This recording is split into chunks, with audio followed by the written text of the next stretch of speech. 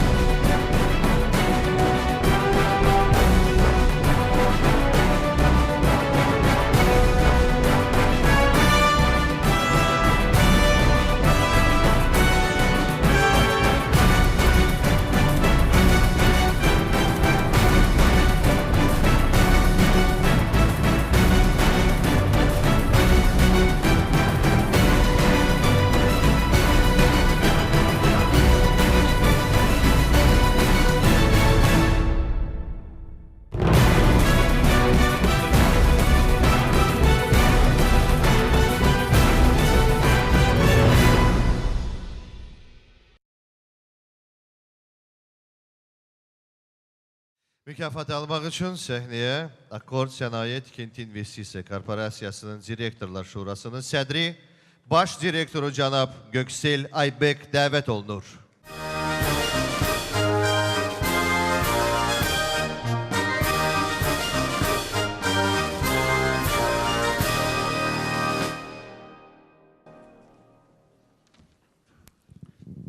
Hürmetli konaklar, sabahki çıkışımda da bahsetmiştim. Akkord Korporasyon olarak bu ay 10 yaşımıza girdik. 10. yılımızdayız. 10. yılımızda böyle bir ödülü almak bizim için mutluluk verici bir olay. Daha çok yapacağımız iş var. Çok problemlerimiz var. Ülke adına Akkord olarak çok şeyler yapmaya borçluyuz. Çok büyük hedeflerimiz var. Ben bu ödülü bütün Akkord Korporasyonu'nun çalışanlara da adına alıyorum. Emeğe geçen tüm arkadaşlarıma teşekkür ediyorum. Daha çok ödüller alacağız inşallah. Herkese iyi akşamlar, nuş olsun.